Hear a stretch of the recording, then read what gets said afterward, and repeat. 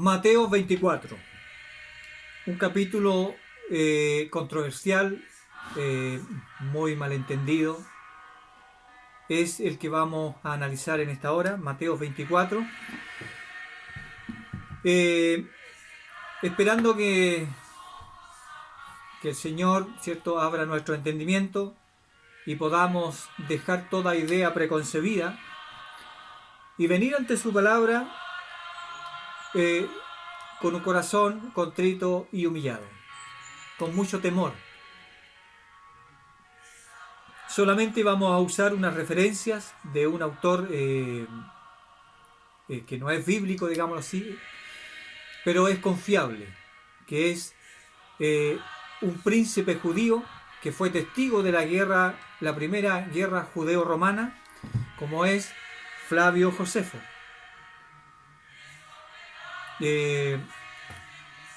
Por lo tanto, vamos a analizar Mateo 24.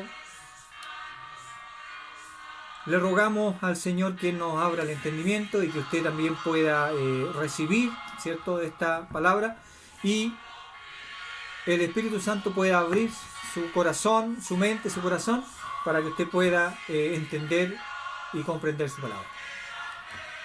Vamos a orar. Padre eterno, te damos gracias por esta oportunidad que usted nos da de estar delante de su presencia, de su palabra, y le rogamos que usted nos dé de su gracia, nos abra el entendimiento y podamos entender y comprender su palabra.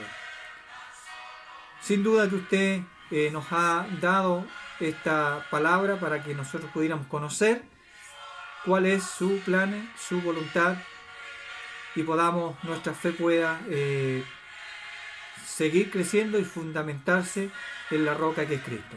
Se lo rogamos, Padre, en el nombre de Jesús. Amén. Vamos a leer, entonces, vamos a tratar de redimir el tiempo, porque la lectura es extensa.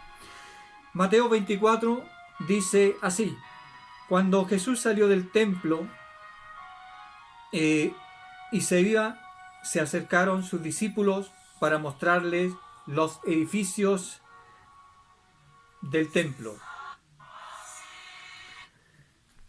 Respondiendo él les dijo: ¿veis todo esto? De cierto digo que no quedará aquí piedra sobre piedra que no sea derribada. Y estando él sentado en el monte de los olivos, los discípulos se le acercaron aparte diciendo: dinos, ¿cuándo serán estas cosas y qué señal habrá de tu venida y del fin del siglo? Respondiendo Jesús les dijo: mirad que nadie os engañe, porque vendrán muchos en mi nombre diciendo: yo soy el Cristo, y a muchos se engañarán. Y oiréis de guerras y rumores de guerras. Mirad que no os turbéis, porque es necesario que todo esto acontezca, pero aún no es el fin. Porque se levantará nación contra nación y reino contra reino, y habrá peste, hambre y terremotos en diferentes lugares, y todo esto será principio de dolores. Entonces os entregarán a tribulación y os matarán, y seréis aborrecidos de toda la gente por causa de mi nombre. Muchos tropezarán entonces y se entregarán unos a otros, y unos a otros se aborrecerán. Y muchos falsos profetas se levantarán y engañarán a muchos. Y por haberse multiplicado la maldad, el amor de muchos se enfriará. Mas el que persevere hasta el fin, éste será salvo. Y será predicado este evangelio del reino en todo el mundo, para testimonio a todas las naciones, y entonces vendrá el fin. Por tanto, cuando veáis en el lugar santo la abominación desoladora de que habló el profeta Daniel, el que lea entienda, entonces los que estén en Judea huyan a los montes, y el que esté en la azotea no descienda para tomar algo de su casa, y el que esté en el campo no vuelva atrás para tomar su capa. Mas ay de los que estén encintas y de las que críen en aquellos días. Orad pues, que vuestra huida no sea en invierno ni en día de reposo, porque habrá entonces gran tribulación, la cual no la ha habido desde el principio del mundo hasta ahora, ni la habrá. Y si aquellos días no fuesen acortados, nadie sería salvo, mas por causa de los escogidos, aquellos días serán acortados. Entonces, si alguno dijere: mirad, aquí está el Cristo, o mirad, allí está, no lo creáis. Porque se levantarán falsos cristos y falsos profetas, y harán grandes señales y prodigios, de tal manera que engañarán, si fuere posible, aún a los escogidos. Ya os lo he dicho antes, así que si os dijeren, mirad, está en el desierto, no salgáis, o mirad, está en los aposentos, no lo creáis. Porque como el relámpago que sale del oriente y se muestra hasta el occidente, así será también la venida del Hijo del Hombre. Porque donde quiera que estuviere el cuerpo muerto, allí se juntarán las águilas. Inmediatamente después de la tribulación de aquellos días, el sol se oscurecerá y la luna no dará su resplandor, y las estrellas caerán del cielo y las potencias de los cielos serán conmovidas. Entonces aparecerá la señal del Hijo del Hombre en el cielo, y entonces lamentarán todas las tribus de la tierra y verán al Hijo del Hombre viniendo sobre las nubes del cielo con poder y gran gloria. Y enviará a sus ángeles con gran voz de trompeta y juntará a sus escogidos de los cuatro vientos desde un extremo del cielo hasta el otro. De la higuera aprended la parábola. Cuando ya su rama está tierna y brotan las hojas, sabéis que el verano está cerca. Así también vosotros, cuando veáis todas estas cosas, conoced que está cerca a las puertas. De cierto os digo que no pasará esta generación hasta que todo esto acontezca. El cielo y la tierra pasarán, pero mis palabras no pasarán. Pero el día y la hora nadie sabe, ni aun los ángeles de los cielos, sino solo mi Padre. Mas como en los días de Noé, así será la venida del Hijo del Hombre, porque como en los días antes del diluvio estaban comiendo y bebiendo, casándose y dándose en casamiento, hasta el día en que Noé entró en el arca, y no entendieron hasta que vino el diluvio y se los llevó a todos. Así será también la venida del Hijo del Hombre. Entonces estarán dos en el campo, el uno será tomado y el otro será dejado. Dos mujeres estarán moliendo en un molino, la una será tomada y la otra será dejada. Velad pues, porque no sabéis a qué hora ha de venir vuestro Señor. Pero sabed esto, que si el padre de familia supiese a qué hora el ladrón habría de venir, velaría y no dejaría minar su casa. Por tanto también vosotros estad preparados, porque el Hijo del Hombre vendrá a la hora que no pensáis. ¿Quién es, pues, el siervo fiel y prudente, el cual puso su señor sobre su casa para que le dé el alimento a tiempo? Bienaventurado aquel siervo al cual, cuando su señor venga, le haya haciendo así. De cierto os digo que sobre todos sus bienes les pondrá.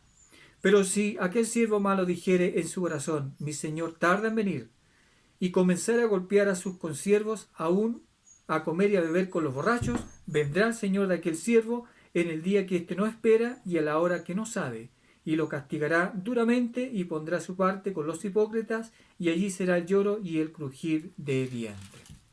Hasta ahí la porción de su palabra. Es el capítulo 24 de Mateo. Mateo 24. Bien, yo le decía que es importante desechar toda idea preconcebida acerca de este capítulo, de la interpretación que quizás hasta ahora hemos escuchado. Lo que vamos a hacer, vamos a analizar las palabras de Jesús a la luz de la palabra del Señor, porque la Biblia se responde a sí misma. La única consulta que vamos a hacer a un escritor externo va a ser solamente a este hombre, como les decía, un príncipe judío que participó, fue un testigo ocular de la guerra, la primera guerra judeo-romana, como es Flavio Josefo. Luego él se pasó, digamos, como historiador al lado de los romanos, y yo creo que tuvo presente la mano de Dios ahí para que este hombre pudiera registrar, ¿cierto?, los sufrimientos tan grandes y para que pudiera corroborar el cumplimiento de las palabras de Jesús. Si usted recuerda, o si usted puede leer en el Mateo 23, Jesús dice en el Mateo 23 que Jesús acusa a escribas y fariseos. Y usted va a ir leyendo y se va encontrando con que Jesús va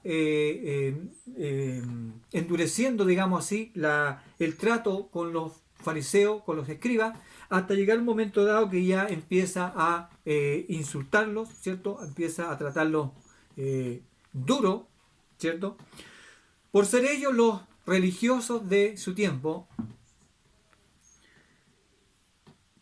por ser ellos la generación, ¿cierto?, de hombres, de mujeres que iban a crucificar a su Mesías. Y si llegamos al versículo 33 de Mateo 23, Jesús le dice: serpiente, generación de víboras, ¿cómo escaparéis de la condenación del infierno? Usted puede leer lo que anteceden a estos versículos y se va a ir dando cuenta de que se va haciendo un clímax, ¿cierto? Se va haciendo un orden en las palabras de Jesús, y es un preámbulo para pasar del capítulo 23 al capítulo 24 y poder entenderlo. A lo que Jesús le responde, le dice: serpiente, generación de víboras, ¿cómo escaparéis de la condenación del infierno? En el 34 le dice: por tanto, he aquí. Yo quiero que esto usted lo vaya anotando, si tiene una Biblia, o lo vaya recordando. En el versículo 34 Jesús le dice: por tanto, he aquí, yo os envío profetas y sabios y escribas, y de ellos a algunos mataréis y crucificaréis, y a otros azotaréis en vuestras sinagogas, y perseguiréis de ciudad en ciudad. Tenga muy presente esto. Para que venga sobre vosotros toda la sangre justa que se ha derramado sobre la tierra, desde la sangre de Abel el justo hasta la sangre de Zacarías, hijo de Berequías, a quien matasteis entre el templo y el altar. Otro versículo a tener en cuenta, versículo 36. De cierto os digo que todo esto vendrá sobre esta generación. Son versículos clave. Luego Jesús dice que se lamenta al ver a Jerusalén y el futuro que le esperaba a esta nación que había rechazado a su Mesías, y lo encontramos en el versículo 37, que dice: Jerusalén, Jerusalén, que matas a los profetas y apedreas a los que te son enviados. ¿Cuántas veces quise juntar a tus hijos como la gallina junta su polluelo debajo de las alas, y no quisiste? He aquí vuestra casa os es dejada desierta. Otro versículo clave. Porque os digo que desde ahora no me veréis hasta que digáis: bendito el que viene en el nombre del Señor.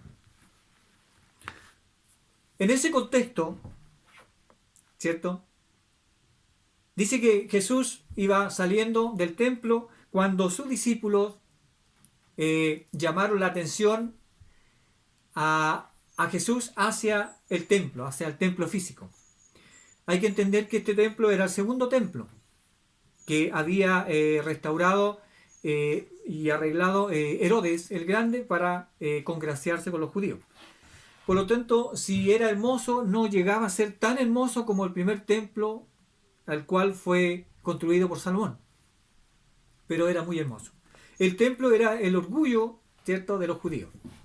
Era su alma, ¿cierto? Todo su ser estaba ahí en el templo. Por lo tanto, le dicen a Jesús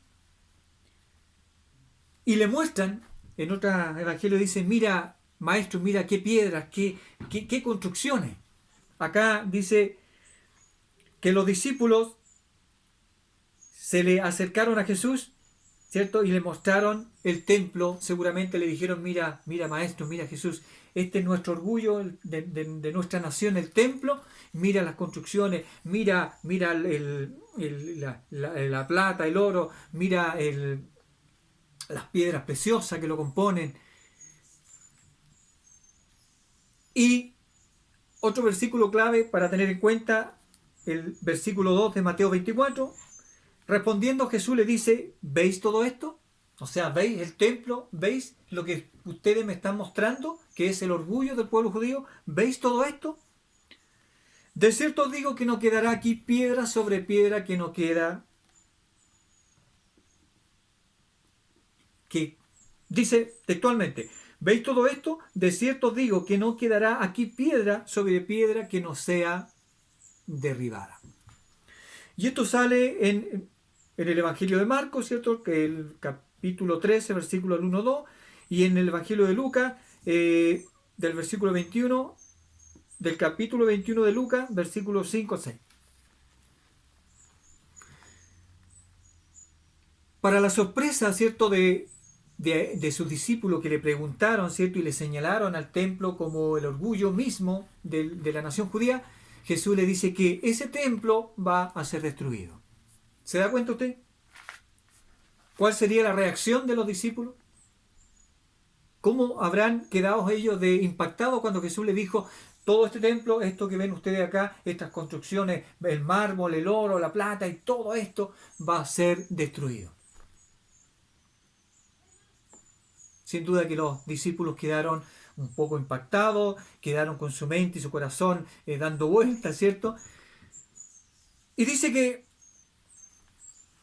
luego él retirándose al monte de los olivos, dice que los discípulos se armaron de valor, se le acercaron a Jesús ya en forma íntima y le hicieron unas preguntas. Las vamos a leer. Dice el versículo 3, dice, estando él sentado en el monte de los olivos, los discípulos se le acercaron aparte diciendo, dinos. Versículos claves son estos. Dinos, ¿cuándo serán estas cosas y qué señal habrán de tu venida y del fin del siglo? Hay muchos que dicen que aquí los discípulos hicieron tres preguntas. Cuando leen, dinos cuándo serán estas cosas. ¿Qué cosas? Las cosas que le acababa de decir Jesús, que el templo iba a ser destruido. ¿Y qué señal habrán de tu venida? Jesús dijo que él iba a volver, que él volvería. En el versículo 39 del capítulo 30 y 23, Jesús dice, porque os digo que desde ahora no me veréis hasta que digáis, bendito el que viene en el nombre del Señor. Por eso le hicieron esta pregunta. Dinos, ¿cuándo serán estas cosas? O sea, dinos, ¿cuándo va a ser destruido este templo y todo esto que vemos? ¿Cuándo? ¿Y qué señal habrá de tu regreso y del fin del siglo? Si usted analiza bien el versículo, encontramos que los discípulos hicieron dos preguntas. La primera pregunta, dinos cuándo serán estas cosas. La segunda, ¿y qué señal habrán de tu venida y del fin del siglo? Lo que pasa es que la segunda pregunta es una pregunta compuesta, por decirlo así. Que parece que fueran tres preguntas, pero son dos preguntas. Y aquí Jesús empieza a responder en el contexto. No salga del contexto que estamos leyendo, por favor. Eso es importante. Ni los versículos clave. Respondiendo Jesús le dijo, mirad que nadie os engañe, porque vendrán muchos en mi nombre diciendo yo soy el Cristo, y a muchos se engañarán. Si nosotros vamos al primer siglo, o sea, el siglo que lo está ocupando en este minuto, después que Jesús se fue al cielo, dice que ya Juan nos habla de muchos falsos profetas.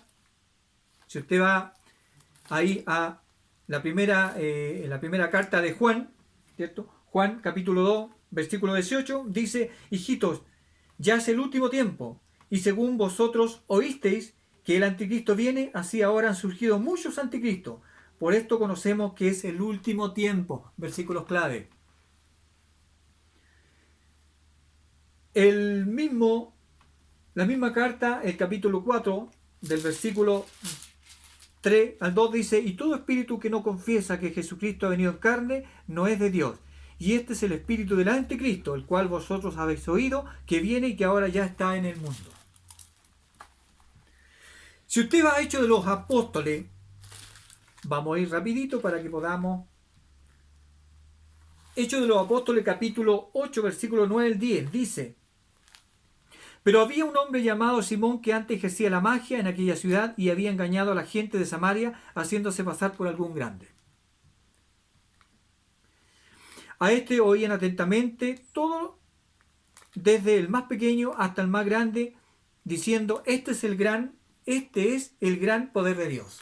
Ahí tenemos un falso profeta. ¿Se da cuenta? Si vamos al Hechos de los Apóstoles, capítulo 19, versículo 13 al 16, dice: pero algunos de los judíos exorcistas y ambulantes intentaron invocar el nombre del Señor Jesús sobre los que tenían espíritus malos, diciendo: os conjuro por Jesús, el que predica Pablo. Vendrán muchos en mi nombre, muchos en mi nombre. Josefo dice que en su libro La guerra de los judíos, ¿cierto? Dice que para el tiempo de Nerón la tierra estaba llena de impostores y engañadores, que persuadieron multitudes a seguirles al desierto.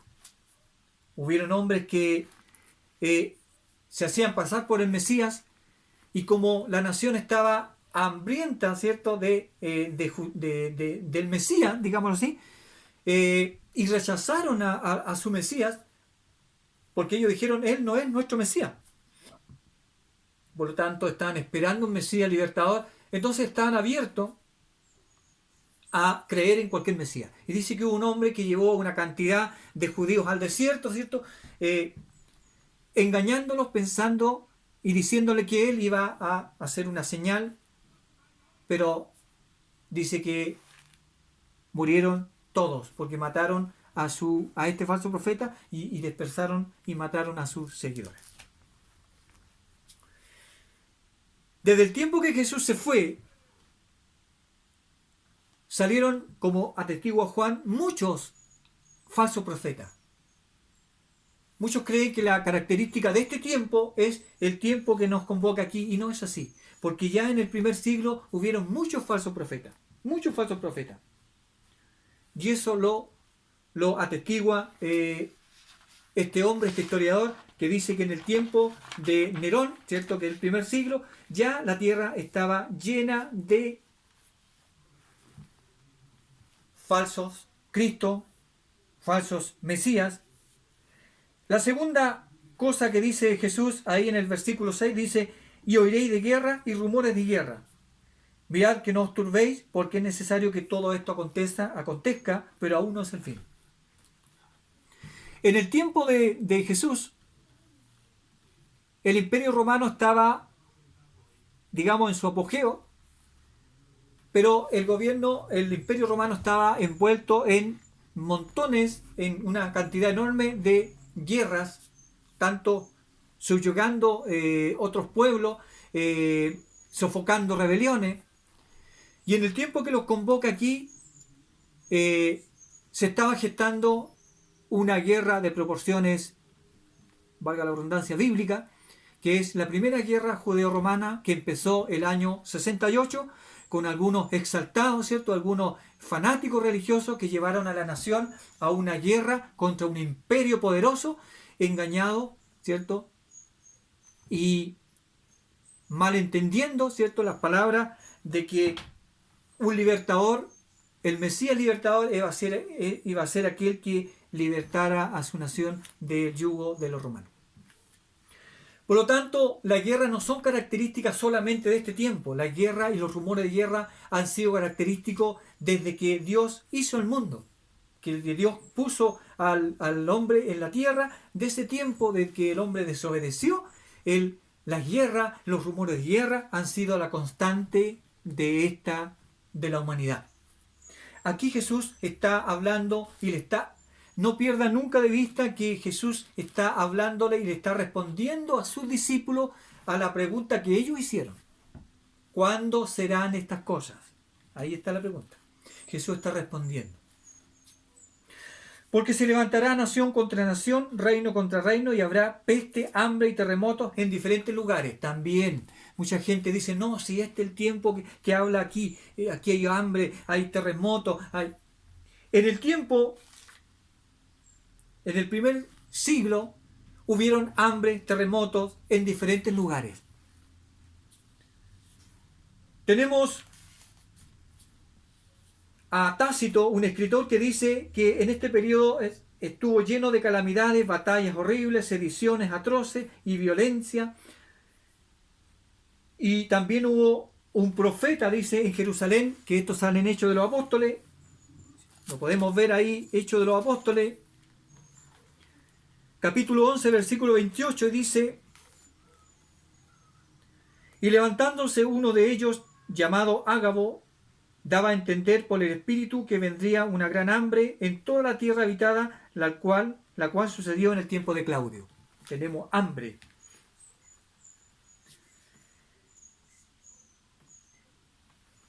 Jesús dijo: habrá peste, hambre, terremotos en diferentes lugares.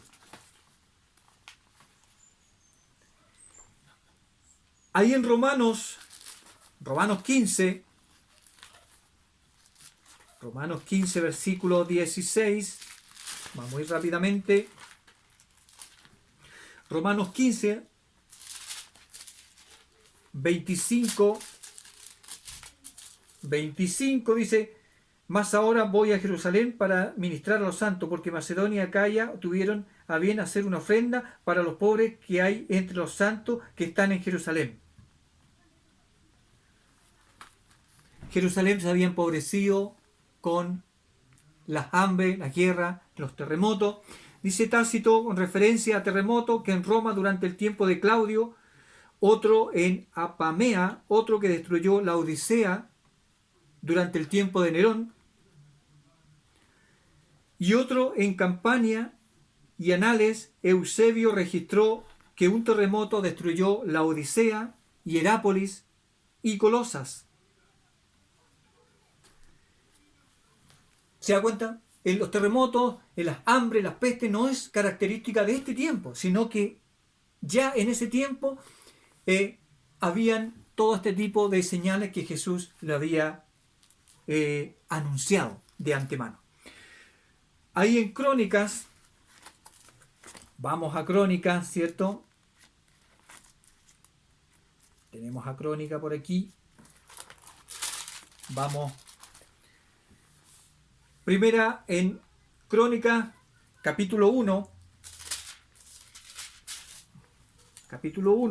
del 21 al 22. Vamos a leer. Dice: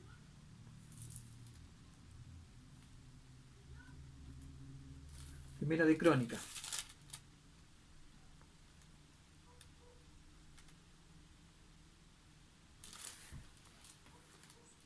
Descendiente de... No, está equivocada esa cita, perdón. La característica de ese tiempo y el cumplimiento de la palabra del Señor, nos encontramos con que la palabra que Jesús le había hablado a sus discípulos se fueron cumpliendo de acuerdo a lo que Jesús había dicho. El versículo 8 de Mateo 24 dice: todo esto será principio de dolores. O sea, no es el fin, sino que es el principio de dolores. ¿Cuánto? No dice, pero es el principio de dolores. No es algo que marque un término, sino que es el principio de dolores. Entonces os entregarán a tribulación y os matarán, y seréis aborrecidos de toda la gente por causa de mi nombre.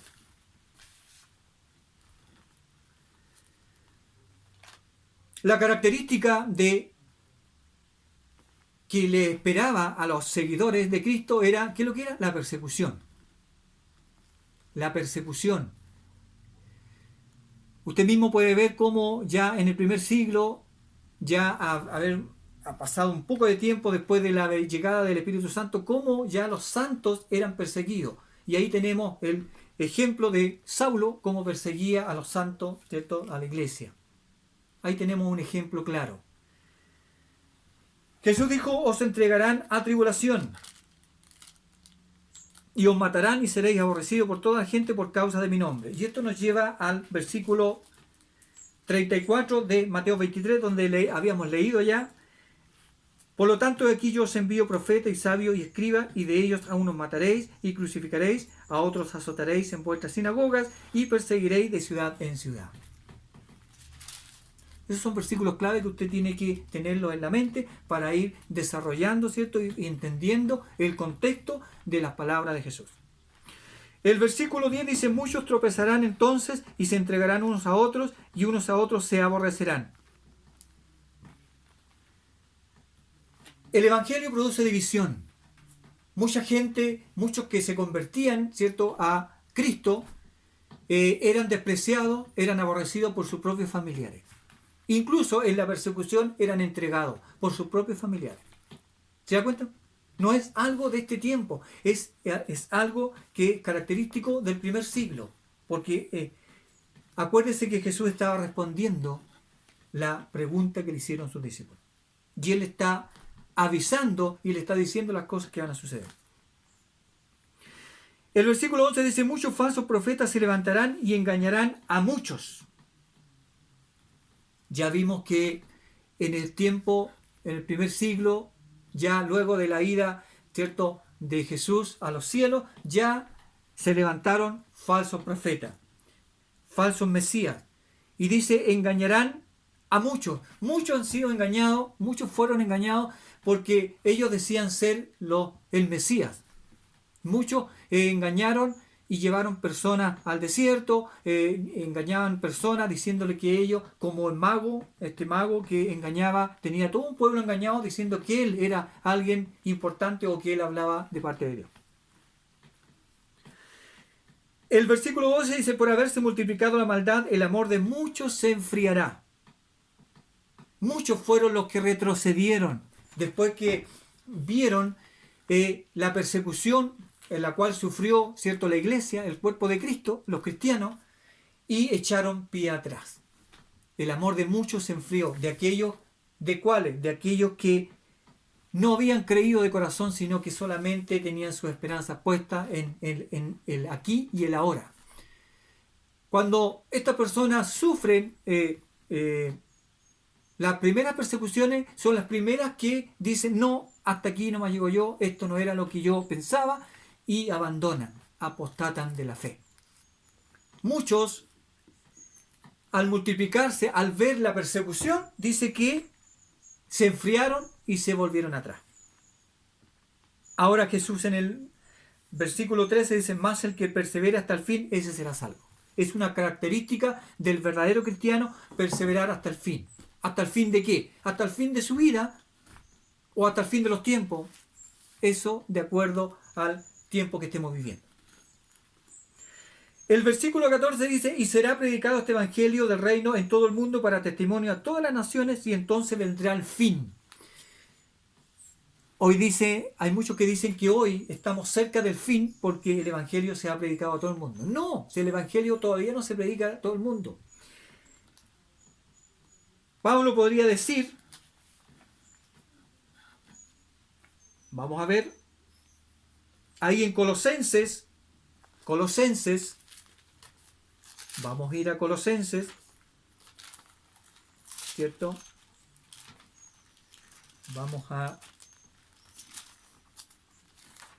Aquí tenemos una buena Colosenses, mis hermanos, Tesalonicense, por aquí, ya. Colosenses 1, 5, 6, capítulo 1, versículo 1, 5, 6 dice, y a causa de la esperanza que os está guardada en los cielos, de la cual ya habéis oído por la palabra verdadera del Evangelio. Escuche bien esto.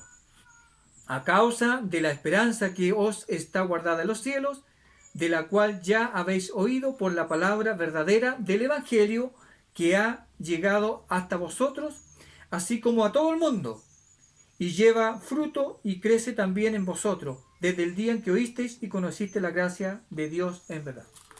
Pablo está asumiendo, y es una realidad, que el Evangelio fue predicado a todo el mundo de entonces. O sea que la misión de la iglesia la cumplió cabalmente porque dice que el Evangelio fue predicado en todo el mundo desde entonces, cosa que la iglesia todavía no hace en este momento. Aún teniendo las comodidades, teniendo comunicaciones satelitales, no lo hace. Jesús dijo, y será predicado el Evangelio del reino en todo el mundo para testimonio a todas las naciones, entonces vendrá el fin. ¿El fin de qué? ¿De qué está hablando Jesús? Acuérdese el contexto que Jesús está hablando del fin de qué, de la destrucción de Jerusalén. Le está respondiendo la pregunta a sus discípulos: ¿cuándo serán estas cosas? O sea, ¿cuándo será destruido este templo y esta ciudad? Por la cual Jesús lloró. Para los cristianos, Pablo ahí en Romanos, vamos a ver Romanos rápidamente. Romanos capítulo 1, versículo 23.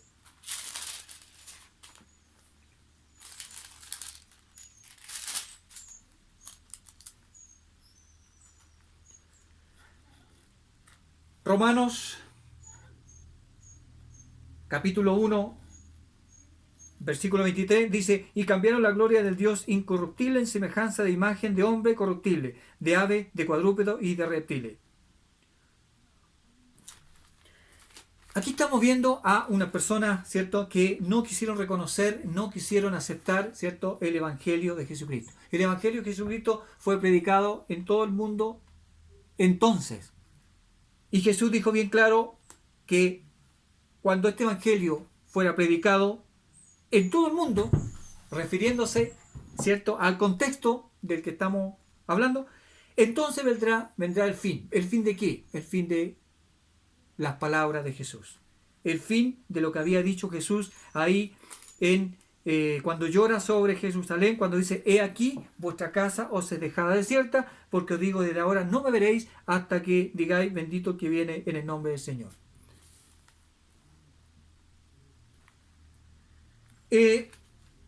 Tenemos también el llanto, el lamento de Jesús sobre Jerusalén cuando dice: llegará la hora en que será sitiada, ¿cierto?, por todos lados.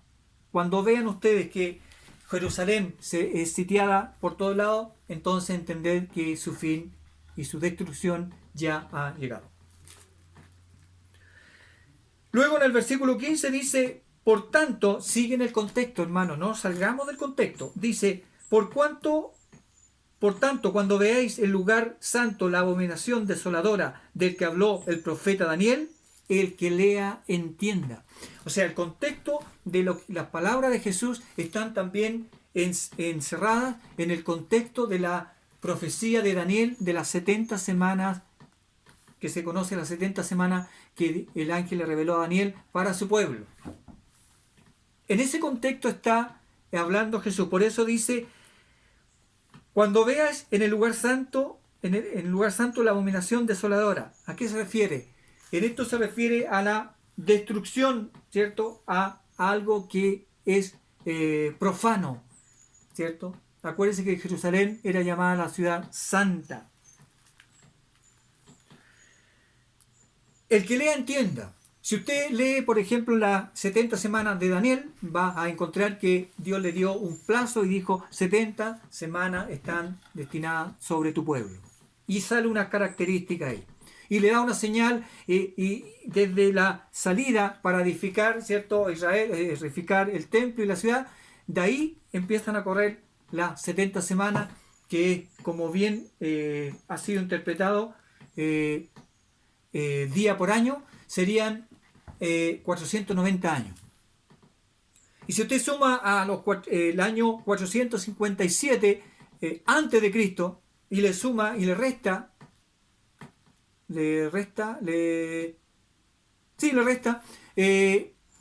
490 años, le va a dar justo la época en que Jesús estaba en su ministerio. Esto, para posterior otro estudio, también podemos profundizarlo. En este contexto Jesús le dice ¿por qué? Porque los versículos que vienen a continuación son muy mal interpretados. Dice: por tanto, cuando veáis en el lugar santo la abominación desoladora del que habló el profeta Daniel, el que lea entienda. O sea, cuando vean en Jerusalén la abominación desoladora, o sea, la destrucción, aquel profano que viene. Aquí da unos datos que tienen que ver con características del lugar donde está asentado el pueblo de Israel. En el Medio Oriente, lugares estratégicos, y dice, por tanto, cuando veáis el lugar santo, la abominación desoladora del que habló el profeta Daniel, el que lea entienda, o sea, hay que tener sabiduría en esto, dice, entonces, le sigue dando el dato, Jesús le dice, entonces los que estén en Judea, huyan a los montes. El que esté en la azotea, no descienda para tomar algo de su casa, y el que esté en el campo, no vuelva atrás para tomar su capa. Más, vamos a quedar hasta ahí. ¿Qué está diciendo Jesús? Cuando vean la destrucción, ¿cierto? Cuando vean que viene este desolador, ¿cierto? Y rodeen la ciudad santa, el lugar santo, o la ciudad y el templo, los que estén en el campo, los que estén en Judea, o sea, el pueblo ahí en la ciudad, huyan a los montes inmediatamente. El que esté en la azotea, no pierda tiempo para tomar algo de su casa, sino que es el momento de huir. El que esté en el campo, no vuelva a tomar algo de su casa, sino que huya inmediatamente. ¿Por qué? Porque Tito, el general romano, encargado, ¿cierto?, por su padre Vespasiano, que fue el primero que fue encomendado por el emperador de turno para sofocar esta rebelión, tuvo una vez que el emperador murió, él fue llamado para ocupar el puesto de emperador, ¿cierto?, de Roma.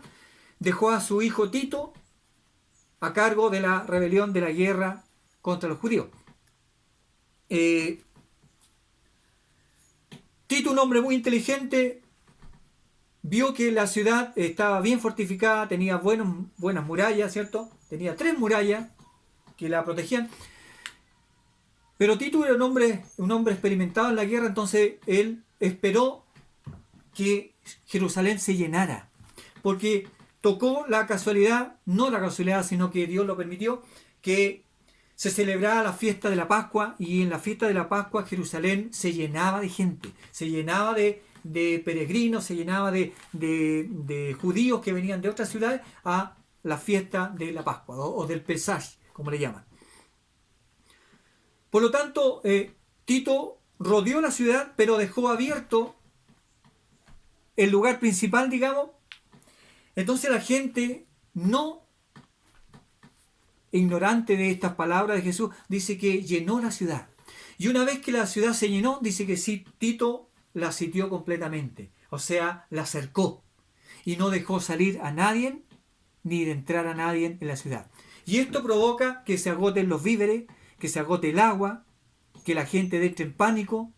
Eso es lo que hizo. Por eso Jesús le dijo a sus discípulos, a los que lo estaban escuchando, el que esté en Judea, cuando vea esto, o sea, la abominación desoladora, cuando vean los ejércitos, no entren a Jerusalén, huyan, porque ha llegado el momento de su destrucción.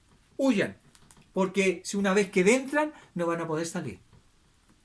Por eso dice, el que esté en Judea, huya a los montes. El que esté en la azotea, no descienda a tomar algo de su casa. El que esté en el campo, no vuelva para tomar su capa.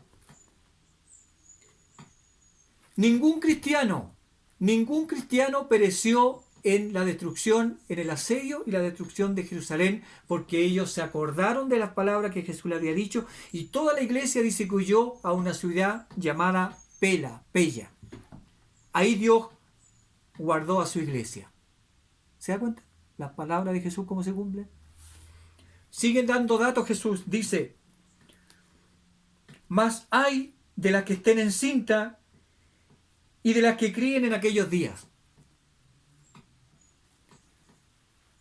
Ahí en el Evangelio de Lucas, si no me equivoco, dice que Jesús va camino al Gólgota y dice que las mujeres lloraban y se lamentaban por él, y él se detiene y mira a las mujeres y les dice, mujeres de Jerusalén, no lloréis por mí, más bien llorar por vosotros y vuestros hijos.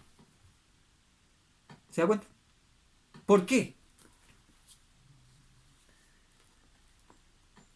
Aquí hay otro dato y dice, orad pues, dice, más hay de las que estén encinta y las que críen en aquellos días, orad pues que vuestra huida no sea en invierno ni en día de reposo. ¿Por qué?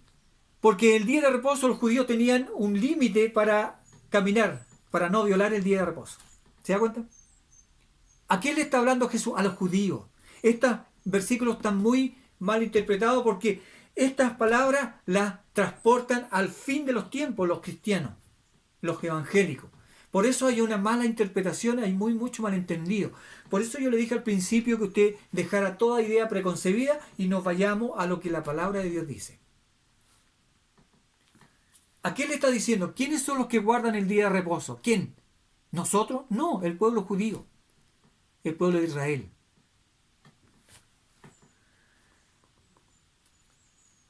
Orad pues que vuestra huida no sea en invierno ni en día de reposo.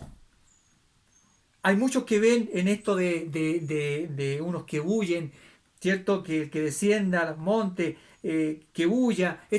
Muchos ven en esto el arrebatamiento. Y no es así. No es así. La palabra aquí no dice eso. Jesús le está diciendo a sus contemporáneos, a sus discípulos, de acuerdo a la pregunta que ellos le hicieron. Y le está dando las recomendaciones. Cuando ustedes vean esto, esta característica, sepan que la destrucción de Jerusalén ha llegado. Entonces, huyan. ¿Por qué le hablé de Josefo? Porque Josefo fue un príncipe que en primera instancia fue el que combatió a los romanos, pero una vez Josefo, que tenía mucha gente a cargo, fue derrotado, ¿cierto? Huyó con algunos soldados y Tito le ofreció paz a cambio de que se entregara, y de ese momento Flavio Josefo se pasó al lado de los romanos, no para luchar contra los judíos, sino como un historiador. Y él, si usted lee la historia de la guerra de los judíos, se da cuenta que él testifica y podemos ver que la palabra de Jesús se cumplió, pero exactamente como Jesús lo dijo. El versículo 21 también muy malentendido dice, porque habrá entonces gran tribulación, cual no la ha habido desde el principio del mundo hasta ahora, ni la habrá. Jesús está hablando de una gran tribulación, de una tribulación grande.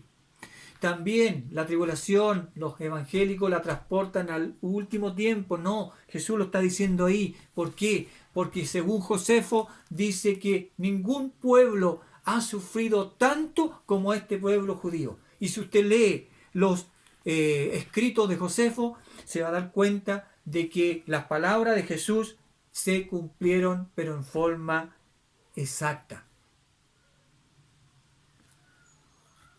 Tito rodeó la ciudad, la sitió, se escaseó el alimento, habían guerras civiles.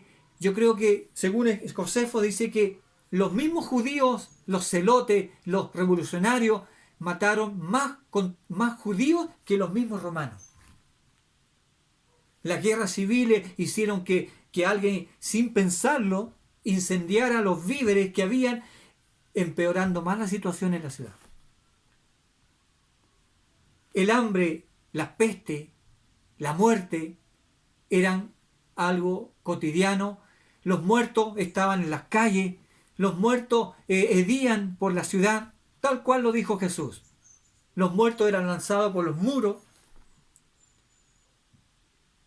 Los revolucionarios combatientes pisaban los cuerpos, las mujeres, los niños eran estrellados contra la muralla.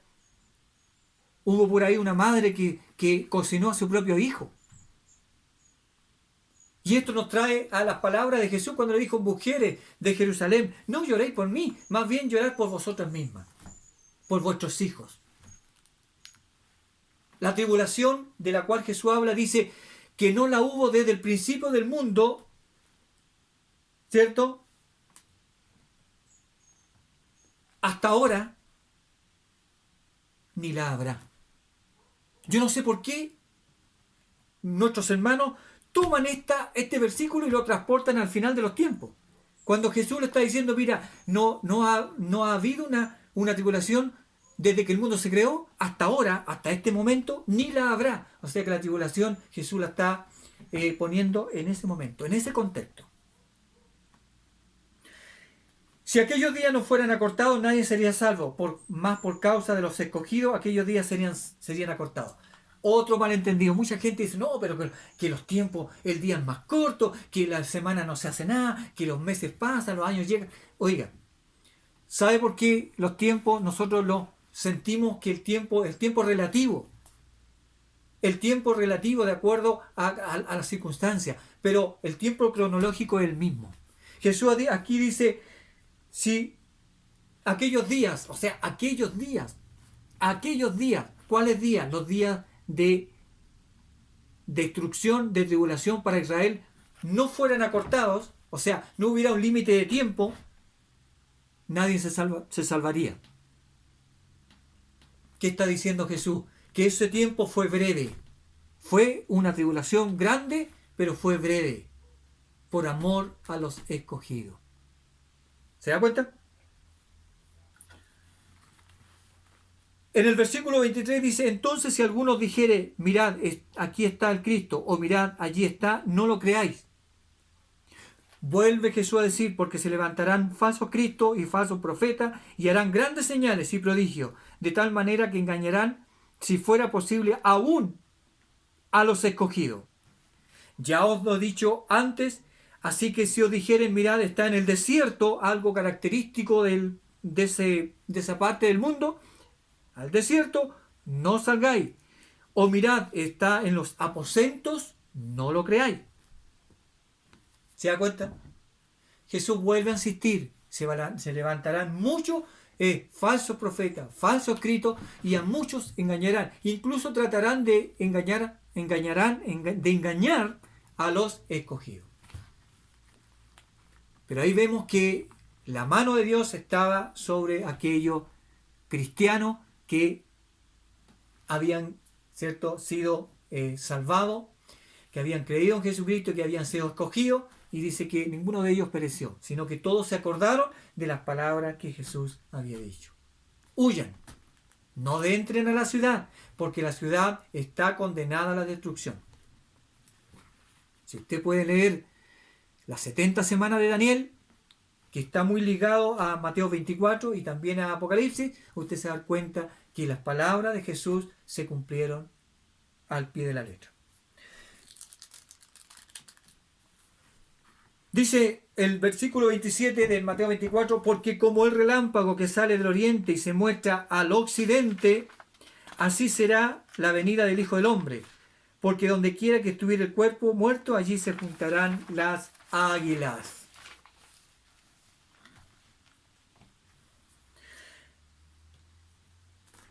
La característica del relámpago, hermano, es que en un abrir y cerrar de ojos, ¿cierto?, alumbra de, como dice aquí, de oriente a occidente.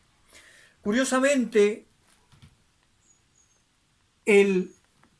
la marcha del ejército romano fue tan rápida y fugaz y siguió este mismo patrón del oriente al occidente, destruyendo todo lo que hallaba a su paso. Acuérdese que el imperio romano corresponde a las piernas de hierro de la estatua de Nabucodonosor, y dice que estas piernas de hierro, este imperio, todo lo destruye y lo desmenuza. Un imperio brutal, un imperio totalmente cruel. Jesús dice en el versículo 28, porque donde quiere que estuviera el cuerpo muerto, allí se juntarán las águilas. Águilas, águilas. ¿Le dice algo a usted las águilas? El estandarte de los romanos, ¿qué lo que era? Un águila. El águila también es sinónimo de juicio. Que no importa dónde esté el hombre, ahí llega el juicio. No importa si está vivo o está muerto, el juicio va a venir y va a llegar. El versículo 29 también muchos dicen, pero no, si esto tiene que ver con los últimos tiempos. Y transportan todo esto a los últimos tiempos, cuando Jesús está respondiendo a la pregunta que le hicieron sus discípulos. No se pierda de ese contexto. E inmediatamente después de la tribulación de aquellos días, de nuevo la palabra aquellos días. ¿Cuáles? Los días que Jesús estaba anunciando. El sol se oscurecerá y la luna no dará su resplandor y las estrellas caerán del cielo y las potencias de los cielos serán conmovidas. Si usted se va a los profetas usaban mucho también este simbolismo, el sol, la luna, la estrella, para predecir, ¿cierto?, juicios divinos, castigos que venían, ¿cierto?, de Dios, contra ciudades, contra imperios. Y esto lo podemos ver, por ejemplo, en el profeta Joel. Profeta Joel, también lo vemos en Isaías. Profeta Joel, tenemos el profeta Isaías también. Segunda de Reyes, capítulo 6, versículo 16 al 17. Por razones de tiempo no lo vamos a leer, pero le voy a dar la cita. Segunda de Reyes, capítulo 6, versículo 16 al 17. Salmos 78, versículo 43 al 49. Salmo 103, versículo 20. Isaías 37, versículo 33-36. Ahí tiene usted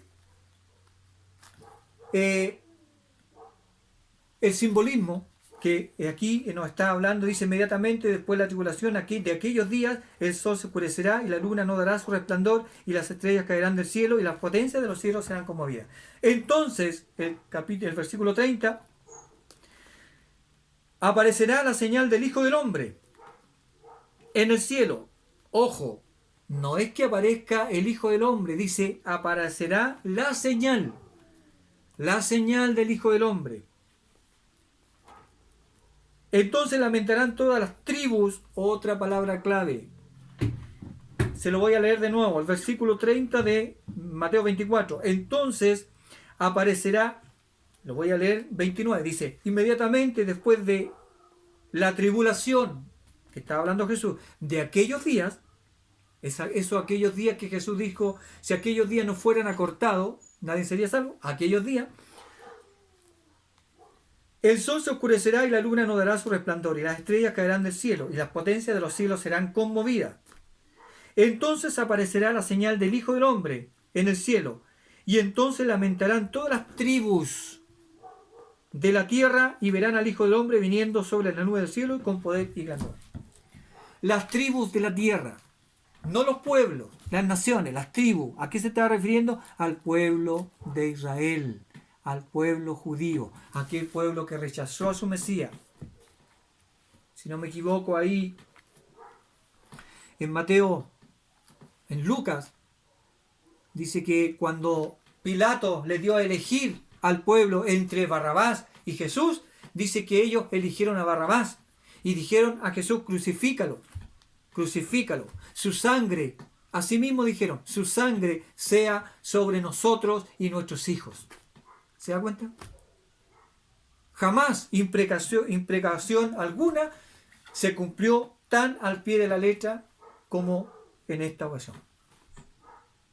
El pueblo, si usted lee, lo invito nuevamente a leer La guerra de los judíos por Flavio Josefo, usted va a ver que todo lo que Jesús dijo vino sobre este pueblo y Josefo lo escribió, y eso nos sirve de apoyo para ver que la palabra de Dios se cumplió, pero exactamente como él dijo.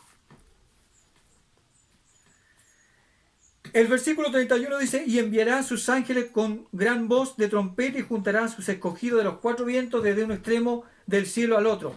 Estamos hablando en el mismo contexto, no se salga del contexto. Ángeles mensajeros. Jesús tiene que haber tomado, ¿cierto?, haber dado orden a sus ángeles, a sus mensajeros, para que urgieran a los cristianos, ¿cierto? Todos los cristianos del mundo entonces, de ese tiempo, acuérdense la palabra que Pablo dijo que el evangelio se había predicado en todo el mundo de ese entonces. Los ángeles juntaron, ¿cierto?, a todos los escogidos, a todos los cristianos, y los urgieron y hicieron que ellos se acordaran de las palabras de Jesús, y a lo mejor muchos no las escucharon presencialmente de Jesús, sino que los ángeles los urgieron para que ellos salieran de la ciudad porque había llegado la destrucción de Jerusalén. Dice que los ángeles juntaron a todos los escogidos. También esto lo transportan hacia el fin del mundo, hasta el fin. Acuérdense que Jesús está respondiendo la primera pregunta. Jesús dice, de la higuera aprended la señal. De la higuera aprended la parábola, cuando ya su rama está tierna y brotan las hojas, sabed que el verano está cerca. Muchos dicen, no, pero si Israel se formó como nación de nuevo en 1948 y esa es la señal, de ahí contamos, contamos las generaciones. No, Jesús le está diciendo a sus discípulos, aprendan del árbol de la higuera, un árbol. Aprendan que cuando la higuera, que era un árbol común para ellos, florece o empieza a florecer, es porque el verano está cerca. O sea, ¿qué significa? Cuando ustedes vean todo esto que yo les he dicho, sepan que la destrucción de Jerusalén ya está a las puertas. Por lo tanto, huyan.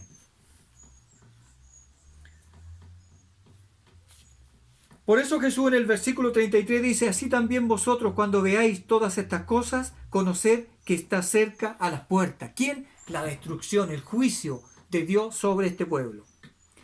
Ahora Jesús sella todo lo que le sella, digamos, la primera pregunta con el versículo 34 que dice, de cierto os digo que no pasará esta generación hasta que todo esto acontezca. Lo vuelvo a leer. De cierto os digo que no pasará esta generación. ¿Cuál? La generación que estaba escuchando a Jesús, que era el año, acuérdense, era el año 30 y tanto. No pasará esta generación hasta que todo esto acontezca. Súmele 40 años al año 30, nos va a dar el año 70. El año 70, los romanos destruyeron Jerusalén y su templo. Y así se cumplió la palabra del Señor. Y Jesús sigue diciendo, el cielo y la tierra pasarán, pero mis palabras no pasarán. ¿Qué está diciendo Jesús? ¿Qué está diciendo Jesús? Que la tierra y el cielo pasarán, pero lo que Él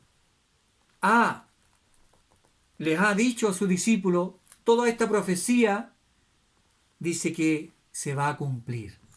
Y nosotros sabemos que la palabra de Dios se cumplió y se cumplirá. Hasta ahí, esa es la respuesta a la primera pregunta. Acuérdese, ¿cuál fue la primera pregunta? Dinos, ¿cuándo serán estas cosas? Esa fue la primera pregunta que le hicieron sus discípulos con respecto a lo que Jesús le dijo sobre el templo que iba a ser destruido. Y aquí Jesús dice, de cierto os digo que no pasará esta generación hasta que todo esto acontezca. Una generación en la Biblia, 40 años. 40 años, ¿le suena algo? 40 años, 40 años es prueba. 40 años en el desierto, 40 días y 40 noches de ayuno. ¿Se da cuenta? Es prueba. 40 años, una generación. La destrucción llegó el año después de 40 años de que Jesús dijo estas palabras. Se cumplió. Y más encima Jesús dice que podrá pasar el cielo y la tierra, pero sus palabras no van a pasar. Se van a cumplir. Ahí, del versículo 36 de Mateo 24, Jesús responde la segunda pregunta. ¿Cuál fue la segunda pregunta? ¿Y qué señal habrá de tu venida? Aquí Jesús dice, pero el día y la hora nadie sabe, ni aun los ángeles de los cielos, sino solo mi Padre. O sea, la venida del Hijo del Hombre al fin del tiempo, ni siquiera Jesús lo sabía. Solo mi Padre dijo. Ahora él está respondiendo a la segunda pregunta. Y también da una característica que no tiene nada que ver con la primera pregunta. Y dice, más como en los días de Noé, así será la venida del Hijo del Hombre. Porque como en los días de Noé, porque como en los días antes del diluvio estaban comiendo y bebiendo, casándose y dándose en casamiento, hasta el día en que Noé entró en el arca, y no entendieron hasta que vino el diluvio, se los llevó a todos, así será también la venida del Hijo del Hombre. La segunda respuesta a la segunda pregunta que le hicieron los discípulos acerca de cuándo Él iba a volver y cuándo iba a ser el final del tiempo, Jesús dice, solamente mi Padre lo sabe, pero dio una característica, que iba a ser como en los días de Noé. En los días de Noé estaban todos despreocupados. Nadie se preocupaba de la salvación, de que iba a morir, que nadie escuchó a Noé, que iba a venir un diluvio y que él llamaba al arrepentimiento. No, todos vivían sus vidas, ¿cierto? Todos vivían el aquí y el ahora. Esto sí lo pudimos relacionar con el tiempo del fin, estos tiempos, donde hoy la gente está preocupada de sus cosas, el egoísmo, el egocentrismo, ¿cierto? En el ser humano, ya nadie piensa en Dios, en la vida futura, nadie piensa en que hay un Dios que hay que rendir cuentas, no. Esa es la característica del último tiempo. Esta es la segunda pregunta y la segunda respuesta que Jesús le da a sus discípulos. Va a ser como los días de Noé. Va a ser como los días de Noé. ¿Qué pasó en los días de Noé? Dice que cuando ellos menos lo pensaban, vino el diluvio y se los llevó a todos. Palabra clave, se los llevó a todos. Jesús dice, entonces estarán dos en el campo. Uno será tomado y el otro será dejado. Dos mujeres estarán moliendo en un molino, la una será tomada y la otra será dejada. Esto tiene que ver con el fin del tiempo, el fin del siglo, cuando venga Jesús por segunda vez. Jesús vino la primera vez y después viene la segunda vez. No hay una venida intermedia, no hay un rapto secreto. Jesús viene en forma visible. Dice que así como en los días de Noé, ¿qué pasó en los días de Noé? Vino el diluvio y se lo llevó ¿a quién? A los perdidos. ¿Y dejó a quién? A los escogidos, a Noé y a su familia. Jesús dijo, estarán dos en el campo. Dos en el campo. Uno va a ser tomado, el que es tomado en este momento, en el contexto del diluvio, en este tiempo de Noé, los que son tomados son los que están perdidos. Y los que son dejados son los que son escogidos. Acuérdese, en el contexto de los días de Noé. Así que dice que habrán dos en el campo. Uno va a ser tomado, porque uno es creyente, uno ha sido escogido, el otro no. Entonces tomado el que, en este caso, el malo. O lo mismo que decir a los cabritos, aquellos de la izquierda. Esos son tomados. Habrán dos mujeres, ¿cierto? Una va a ser dejada y la otra tomada. ¿Quién, en el contexto de las palabras aquí de los días de Noé, dice que los tomados son los que son perdidos, los que van al juicio eterno? Y los que son dejados son los escogidos. ¿Se da cuenta? Y es sin aviso. La venida del Hijo del Hombre es sin aviso. Velad pues, porque no sabéis a qué hora de venir vuestro Señor. Mire, acá dice, velad pues, en el contexto de la primera pregunta, velad pues porque su huida no sea en invierno ni en día de reposo. Y acá Jesús dice, velad pues, porque no sabéis a qué hora ha de venir vuestro Señor. Luego sigue diciendo, dice, pero sabed esto, que si el padre de familia supiese a qué hora el ladrón habría de venir, velaría y no dejaría mirar su casa. Por tanto, también vosotros estad preparados, porque el Hijo del Hombre vendrá a la hora que no penséis. ¿Qué pasa, hermanos, si nosotros traspasamos todas estas características que Jesús le dijo a sus discípulos de la primera pregunta al final de los tiempos? Nos vamos a encontrar con una confusión. Jesús viene por segunda vez y nadie lo sabe, solamente Él. No hay señales previas como lo hay en la destrucción de Jerusalén. Solamente que dice que es como los días de Noé. Y Jesús empieza a dar parábolas. Parábolas con respecto a su segunda venida. Dice, ¿quién es, pues, el siervo fiel y prudente, el cual puso su señor sobre su casa para que le dé alimento a tiempo? Bienaventurado que el siervo, el cual, cuando su señor venga, lo halle haciendo así. De cierto os digo que sobre todos sus bienes les pondrá. Pero si aquel siervo malo dijere en su corazón, mi señor tarda en venir, y comenzare a golpear a sus consiervos, y aún a comer y a beber con los borrachos, vendrá el Señor de aquel siervo en el día que éste no espera, y a la hora que no sabe. Y lo castigará duramente, y pondrá su parte con los hipócritas, y allí será lloro y el crujir de dientes. La segunda respuesta es, el Hijo del Hombre viene a la hora que nadie sabe. Y aquí está dando Jesús las características. Luego Él nos habla de la parábola de las 10 vírgenes, luego nos habla de la parábola de los talentos, que eso no vamos a ver en la otra predicación. No quiero terminar esta primera parte sin antes leerles una comparación entre las dos preguntas que aquí hicieron los discípulos. En la primera pregunta dice la venida del Hijo, dice la venida de Cristo en juicio de Jerusalén.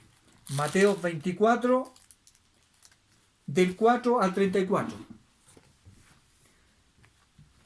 La segunda pregunta, aquí están comparando la primera respuesta con la segunda respuesta.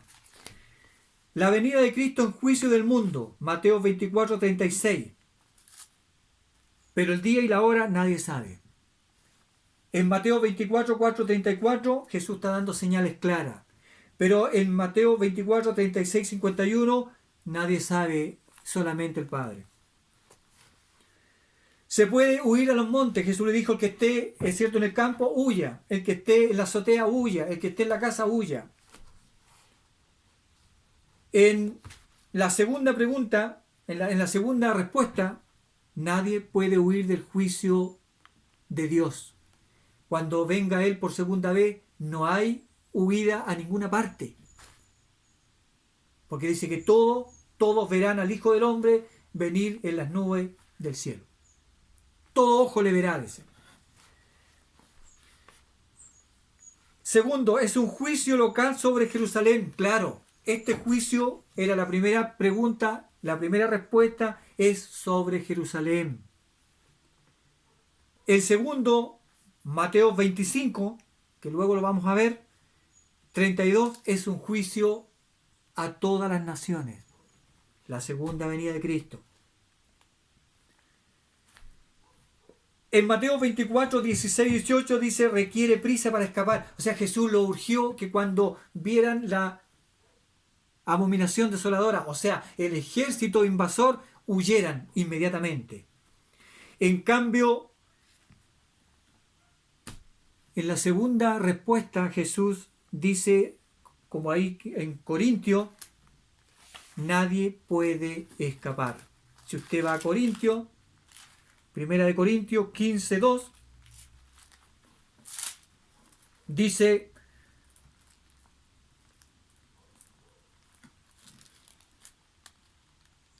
Primera de Corintios, capítulo 15, versículo 52, dice, y en un momento, y en un abrir y cerrar de ojos, a la final trompeta, porque se tocará la trompeta y los muertos serán resucitados incorruptibles y nosotros seremos transformados. Sigamos. Será especialmente difícil para las mujeres encintas. Jesús le dijo, ay de las que estén encintas en aquel tiempo. Le está diciendo ahí en Mateo 24, 19. Es un problema. ¿Por qué? Porque Jerusalén iba a ser destruida, iba a ser sitiada y iba a haber gran sufrimiento. Acuérdese de las palabras que le dijo Jesús a las mujeres. Hijas de Jerusalén, no lloréis por mí, más bien llorar por vosotros y vuestros hijos.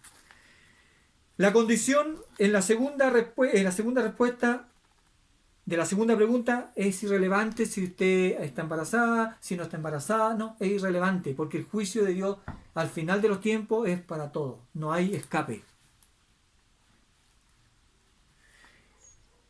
Jesús le dijo que su huida no sea en invierno ni en día de reposo, pero en el día final, en la segunda venida de Cristo, no hay día específico, ya no es irrelevante las estaciones, no, porque la venida dice que es cuando menos lo pensemos. Jesús dijo en Mateo 24, si no fueran acortados estos días, le dijo a sus discípulos, nadie sería salvo. Pero al final del tiempo, en Mateo 24, 36, el día ni la hora solamente lo sabe el Padre. O sea que no es irrelevante acortar o no acortar los días, no, es un día, una hora específica. Habrá confusión en cuanto a la ubicación de Cristo, porque unos dirán está en el desierto, está en los aposentos, pero en la segunda venida de Cristo, ¿cierto? No va a haber ninguna confusión, porque ahí en Apocalipsis 1.7, vamos a ir rápidamente, el tiempo vuela. Apocalipsis 1.7 dice, he aquí que viene con las nubes y todo ojo le verá, y los que le traspasaron y todos los linajes de la tierra harán lamentaciones por él.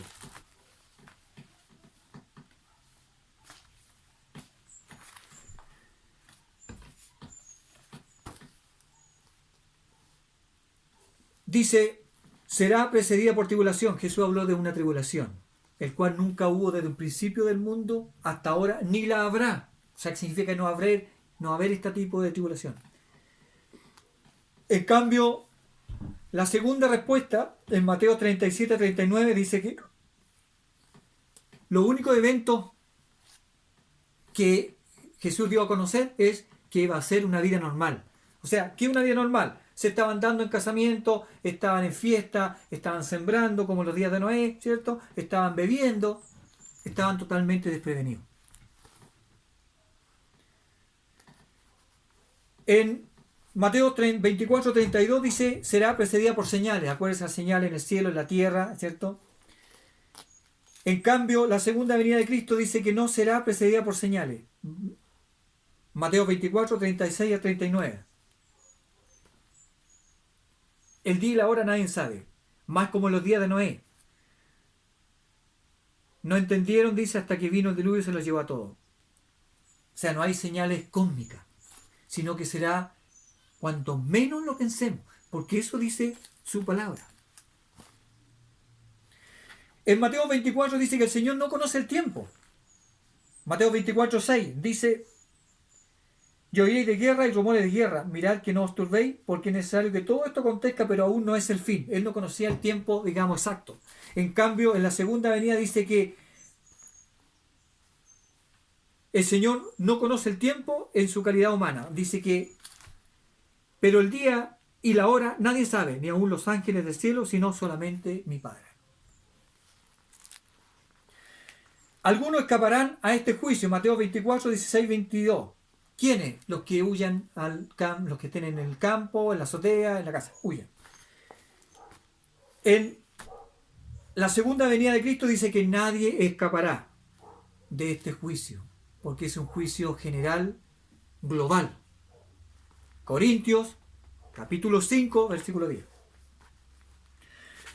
Habrá salvación y condenación temporal. Claro, Jesús le dijo que los que huyan, los que estén en el campo, en la casa, huyan. Ellos se salvaron. Todos los demás murieron. O sea, habrá salvación y condenación temporal. En cambio, la segunda venida de Cristo, ahí en Mateo 25, 46, dice, e irán estos al castigo eterno y los justos a la vida eterna. No hay escapatoria, no hay escape temporal, sino que todos son juzgados y nadie puede escapar.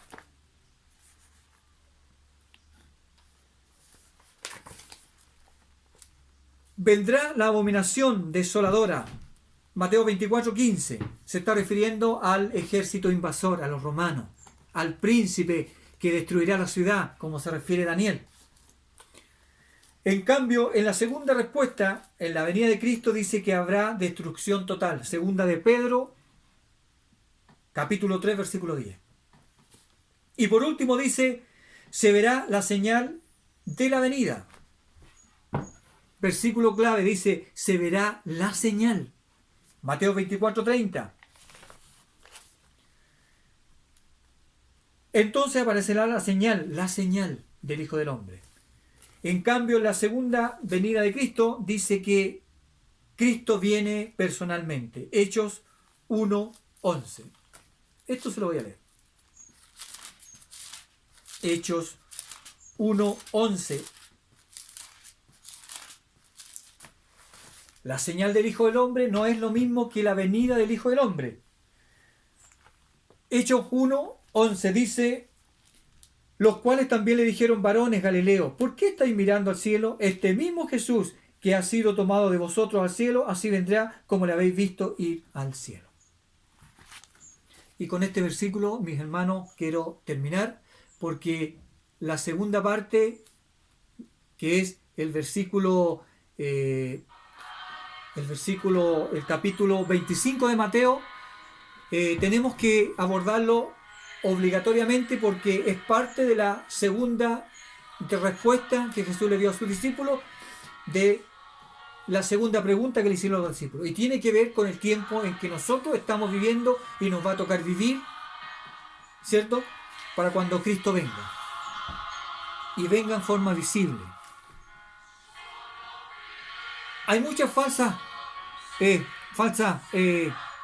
teologías que hablan de un rapto secreto, pero la Biblia no tiene nada de secreto.